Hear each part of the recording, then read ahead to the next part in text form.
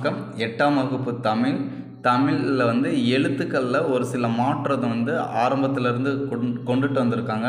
So அதில் திருத்தி அமைச்சது யாருன்னு பார்த்தீங்கன்னா, மிக பெரும் சீர்திருத்தத்தை கொடுத்தது வீரமாமுனிவர்.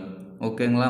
ஸோ இப்போ பார்த்தீங்கன்னா இந்த ஏ இருக்கா, இந்த ஏவை அந்த காலத்தில் எப்படி உச்சரித்தாங்கன்னா ஏ நெடிலாக தான் உச்சரித்தாங்க.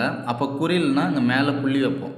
புள்ளி வச்சா அது வந்து என்னன்னு சொல்லுவோம், ஏ குறில் எழுத்து.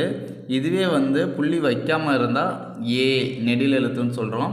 ஸோ இதில் வந்து வீரமாமுனிவர் இங்கே ஒரு கோடு போட்டு இதுதான் ஏ, இது ஏ அப்படின்னு சொன்னார்.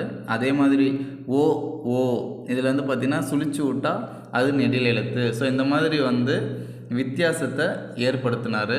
அது மட்டும் இல்லாமல் இரட்டை கொம்போட துணைக்கால் பயன்படுத்துறது எல்லாத்தையும் அறிமுகப்படுத்தினது வீரமாமுனிவர். ஓகேங்களா?